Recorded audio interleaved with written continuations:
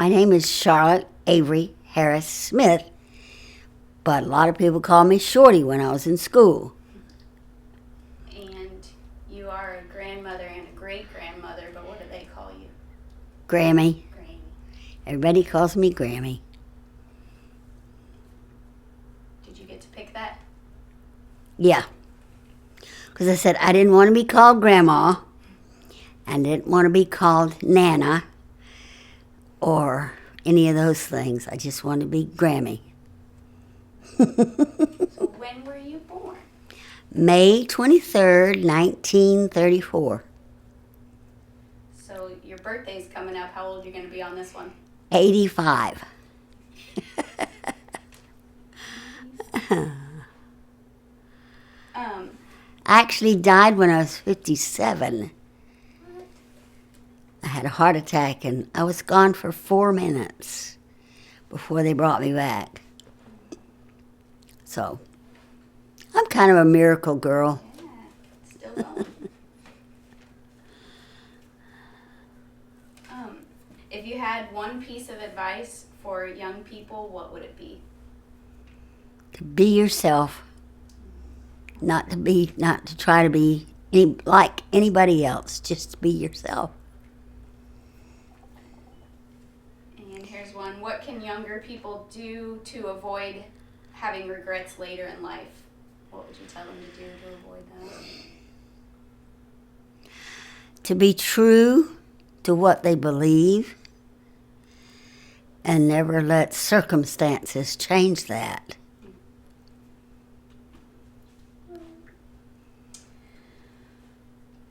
So, being a young married couple, we kind of just wanted to ask you some marriage advice. Okay. You've had some experience in that area. How old were you when you got married? 19. So was Peppa. Yeah, I thought you guys were both close. You're a little older. Huh? You were a little older, right? 21 days. Not even That made me the boss. Ha.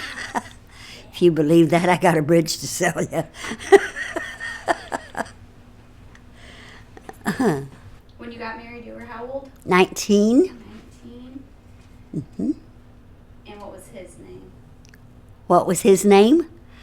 Donald Eugene Smith. How did you two meet? 3rd grade.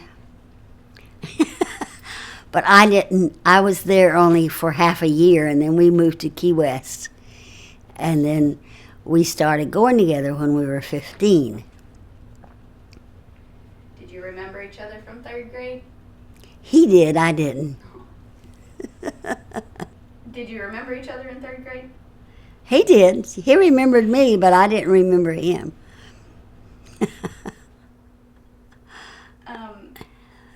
What was it that made you fall in love? Or how did you know you were in love? Tricky one. Well, one day I asked myself if I could live the rest of my life without him. And the answer came back no.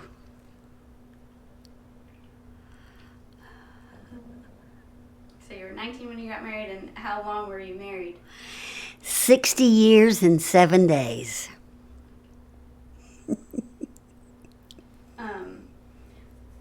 What did you find challenging just in all those years of marriage? Something that stands out as challenging?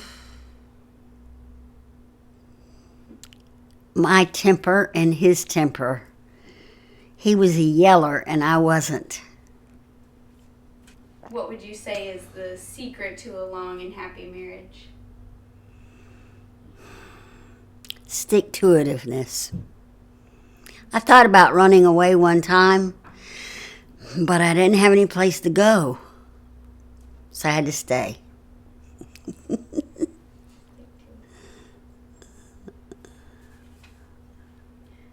And tell me about, how many kids you guys had, or grandkids, great-grandkids. Well, we had Avery for 6 years, and we didn't think we'd ever have any more. And then I got pregnant with Crystal, and we were delighted. And then 18 months later, I got pregnant with April. And 14 months later, I got pregnant with Todd. And then 2 years later, I got pregnant with Ryan. And we thought we were never going to stop.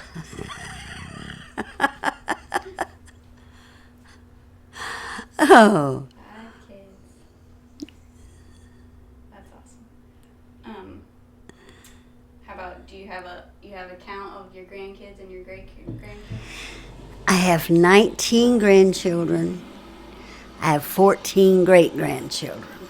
Oh, can you just tell me again how many kids, grandkids, great grandkids? Got 19 grandchildren and 14 great grandchildren.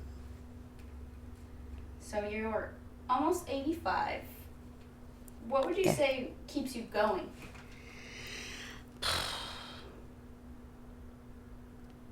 Anything.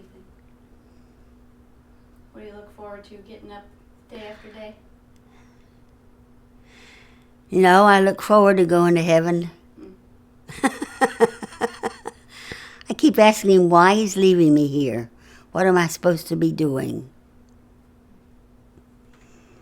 One of my children told me that I was just here to be.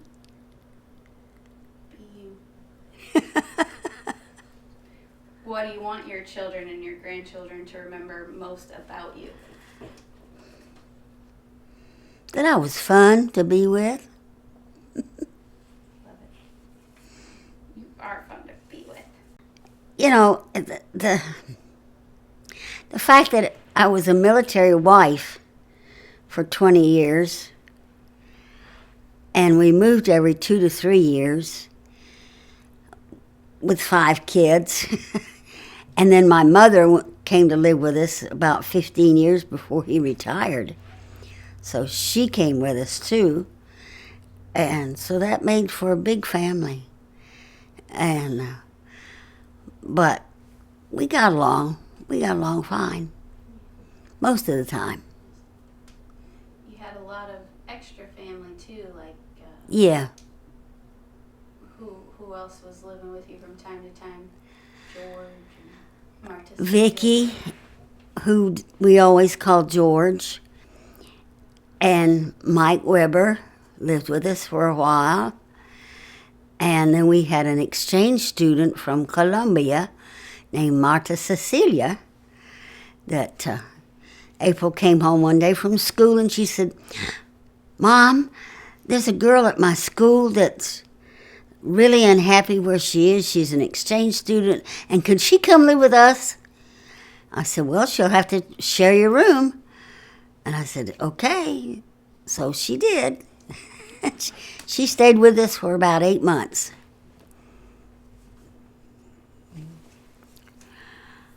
But off and on, we had other kids.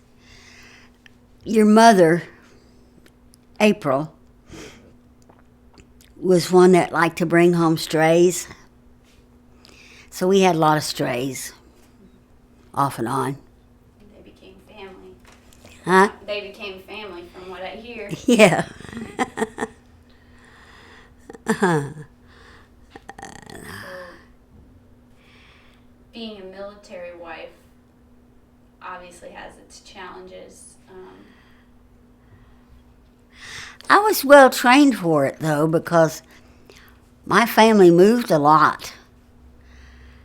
And so I was used to not being in.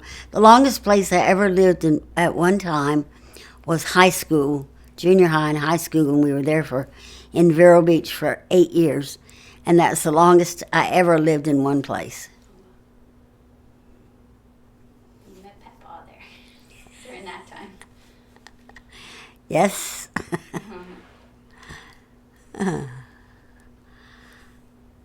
You But gotta take a shower. You got anything else? What was your favorite part about being married?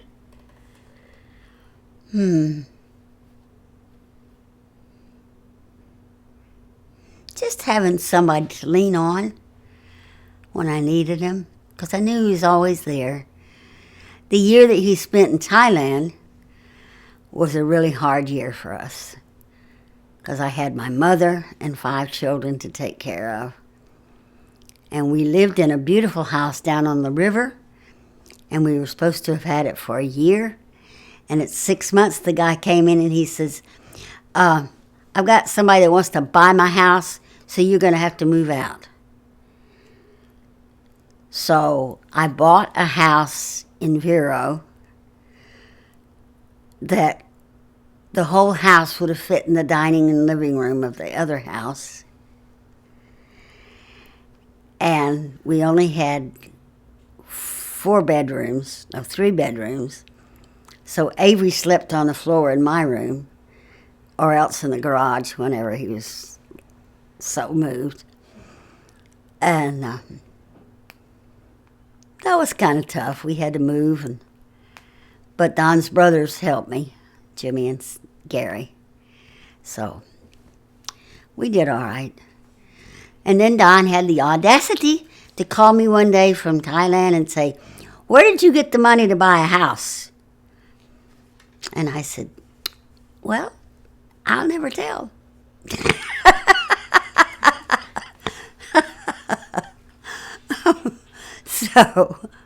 But it was an interesting life. We lived in a lot of places, and it was always interesting. We always belonged to a church, a Baptist church, wherever we went, and that, I think, was a lot of help because it gave me support, and but, other than that, we made some really good friends that we kept until they died. And it was a really interesting life. We got to see things we never would have otherwise. So, in fact, Don had a friend that we'd gone to college with, and when the Cuban crisis came up, he was a geologist, and we were living in Louisiana, and they asked him if he would explore some areas in the panhandle of Florida, some caves, and see if they were good bomb shelters. And he needed somebody to go with him, so Don went with him to help explore those caves. And and then one day he took me with him, and they turned the lights off, and it was dark. I mean, dark. You couldn't see your hand here. It was so dark. And but they decided it was good bomb shelter anyway. That's awesome.